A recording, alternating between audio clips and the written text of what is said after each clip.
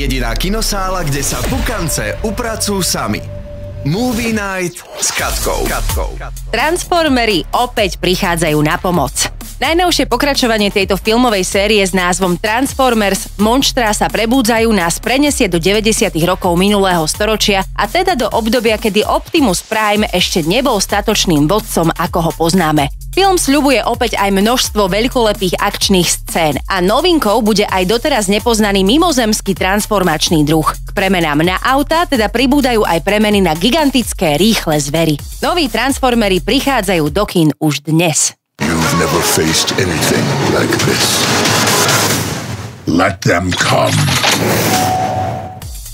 Posledná séria Never Have I Ever je tu. Dnes dorazila na stream v poradí už 4. séria tohto obľúbeného teenage seriálu, ktorý môžete poznať aj pod názvom Tenkrát poprvé. Ide o nenáročný, oddychový komediálny počin, ktorý sleduje príbeh Debbie, americkej tínedžerky indického pôvodu, ktorá sa po nečakanej smrti svojho otca vyrovnáva s tradičnými zamotanými nástrahami života mladej baby na strednej škole. Tak čo, ideme si zaspomínať na naše teenage časy? Well, we did it. Yep. We had sex. Okay, well, catch you on the flippity flip.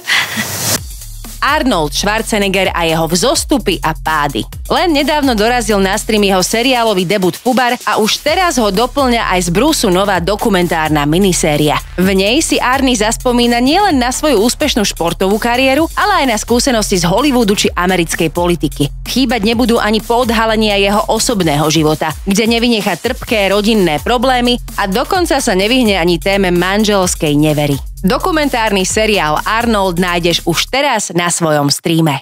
It was very tough on my marriage, on my relationship with the kids. I have caused enough pain for my family. I'm gonna have to live with it the rest of my life. Dnešnú Movie Night máme za sebou, ale nezúfaj, nájdeš ju celú aj s tými predchádzajúcimi časťami na našom webe dobreradio.sk. Jediná kinosála, kde sa pukance upracujú sami.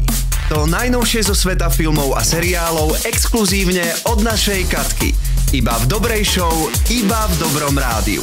Pre viac si dobrej omáčky a informácií klikaj aj na dobreradio.sk.